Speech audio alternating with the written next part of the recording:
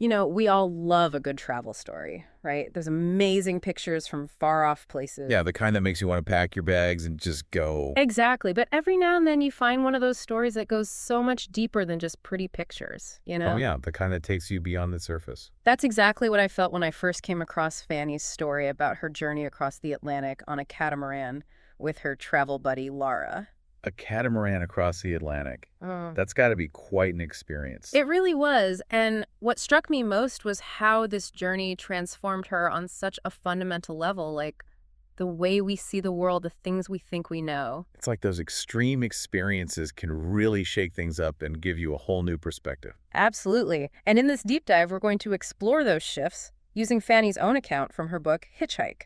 We'll look at how this incredible journey changed her perception of time, her relationship with her body, and even her understanding of human connection, all from her firsthand perspective.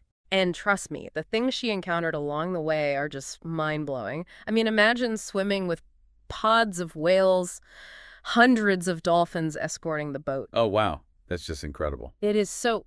Let's start by talking about something we all experience every single day, our sense of time. Yeah, how that can change so drastically when you're out in the open ocean. Right. So initially, Fanny talks about this huge mental shift she had to make, like the vastness of the ocean, the uncertainty of it all. It really messed with her mind. Yeah, that makes sense. Being surrounded by nothing but water for days on end, Yeah. it must do something to you. And she actually talks about actively using positive imagery to cope, particularly those dolphin encounters. Oh, that's interesting. So she used those moments as a way to ground herself. She would actually stop and watch the dolphins until they disappeared and then replay those moments in her mind throughout the day, like picturing them leaping and playing. Wow, that's powerful. Yeah. I mean, it really shows how we can consciously use our thoughts to shape our emotional state, even in those challenging situations.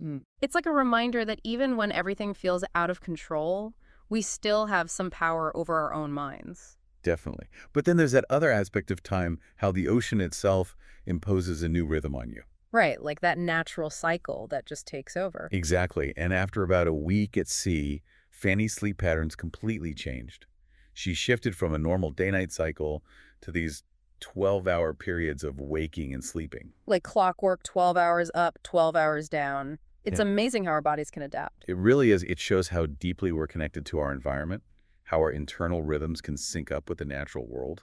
And it makes you wonder, right? Are our typical 9 to 5 schedules really natural, or are they just a product of our land-based routines? That's a great point. It's like maybe we've become disconnected from our natural rhythms by sticking to these rigid schedules. And it wasn't just her sleep that changed Fanny's physical needs when it came to food. Also went through a major transformation. Oh yeah, how so? Well, this is where it gets really interesting. Even though she was constantly using her muscles to keep her balance on the moving catamaran, she actually needed fewer calories. Wait, really? Yeah. That's kind of counterintuitive, isn't it? You'd think all that movement would make you hungrier. Exactly. It's like her body became super efficient maybe because she wasn't wasting energy on all those little movements we do on land. Hmm.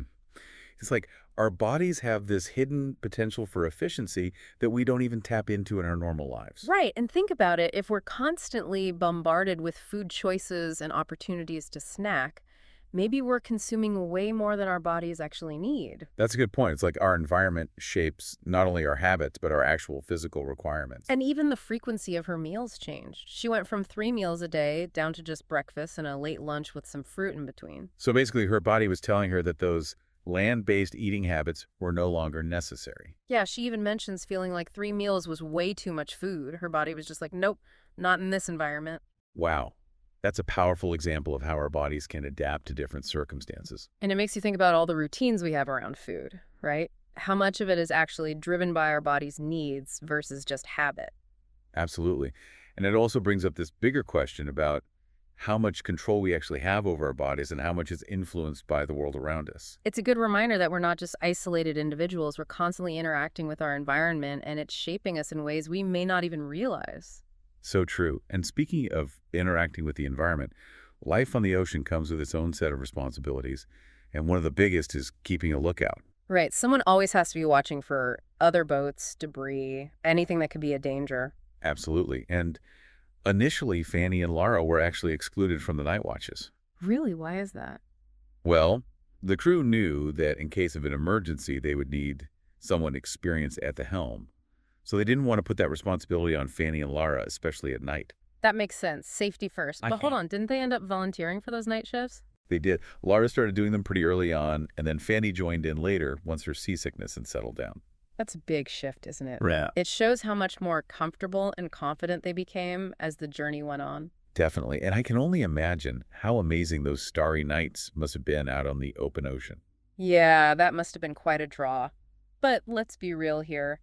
Ocean travel isn't always sunshine, and dolphins, there's that other side to it, the one we all dread. You mean seasickness? Exactly. And Fanny definitely experienced it, especially at the beginning. She describes it as terrible. Ugh, I can sympathize with that. I get seasick just thinking about it. But thankfully, it started to get better as her body adjusted, which is pretty typical, right? Yeah, most people go through that initial period of feeling awful, but then they start to find their sea legs, so to speak. But for Fanny, it wasn't a smooth ride on the 8th day.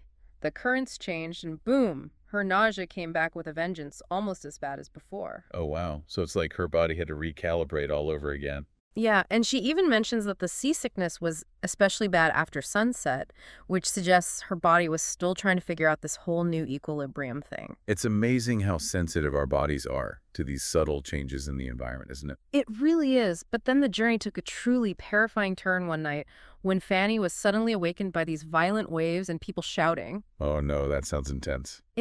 She immediately jumped out of bed, even though she had been having trouble with her balance at night, and rushed to the deck to see what was going on. So her instincts just took over despite the fear and the darkness. And what she saw was pretty scary. A sail had come loose, and the crew was struggling to get it under control in the pitch black without any safety harnesses. That sounds incredibly dangerous. It was, and Fanny describes feeling completely helpless just watching them fight this huge sail while the boat was being tossed around by the waves. She must have been terrified. She talks about things flying around the cabin, plates, pillows, cutlery. It was total chaos. It really gives you a sense of the raw power of the ocean, doesn't it? It does, and even though she couldn't understand what the crew was saying in Russian, she could tell from their tone how serious the situation was. So even without the language, she understood the gravity of the situation. And here's something really interesting. Fanny, who describes herself as not religious, found herself praying in that moment. Wow, that's powerful. It makes you wonder about those primal instincts that kick in when we're faced with extreme danger. Like when everything feels out of control, we reach for something bigger than ourselves. And it shows that these responses can go beyond any specific belief system. It's like a fundamental human response to fear and uncertainty. And for someone who had never really experienced the open ocean before this storm, must have been absolutely petrifying. Absolutely. And she even realized in that moment that she probably shouldn't have gone out on deck.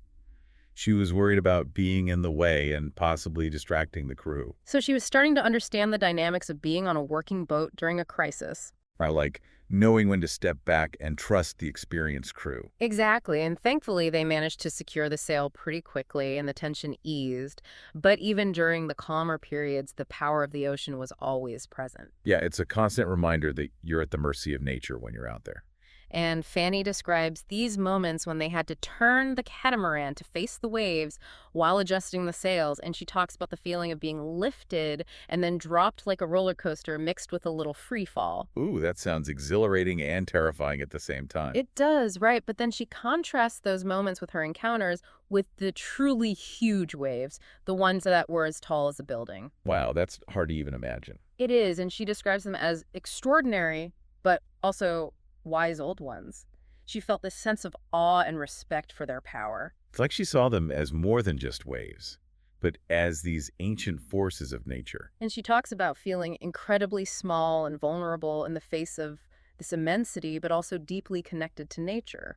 It's that paradox, isn't it? Feeling insignificant, yet somehow part of something much bigger than yourself. Exactly, and she compares those huge, majestic waves to the smaller, choppier ones, the ones that cause the seasickness. It's like the difference between climbing a mountain with loose stones constantly rolling underfoot versus standing firm on solid ground. So the smaller waves were more of an annoyance, while the big ones inspired awe and wonder. And even the way they got food out there was pretty remarkable. She mentions the crew fishing and even catching a barracuda. It shows how adaptable you have to be when you're living in that kind of environment. And then they got to eat fresh sushi in the middle of the Atlantic prepared by the captain himself. Wow, that's like a 5-star dining experience in the middle of nowhere. It is, but even with all this amazing food, Fanny's preferences started to shift. She found herself craving simpler things. So all that fancy sushi wasn't cutting it anymore. Yeah, she actually lost her appetite for all the rich food and started craving really basic stuff.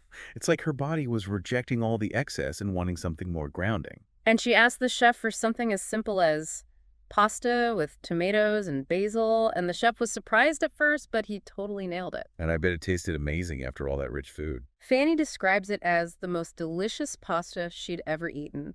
And it wasn't even anything fancy, just the perfect simplicity in the middle of this extraordinary journey. It's like the context of the experience amplifies even the simplest pleasures. So to sum it all up, Fanny's Atlantic crossing was so much more than just a physical journey. It was a journey of self-discovery, a complete transformation of her perception of time, her relationship with her body, and her understanding of the world. And for those of you listening, think about a time when you experienced a major shift in your own life. Maybe a new place, a challenging situation, a time when your fundamental beliefs were challenged. Those are the moments that really shape us, aren't they? They teach us about ourselves and our place in the world.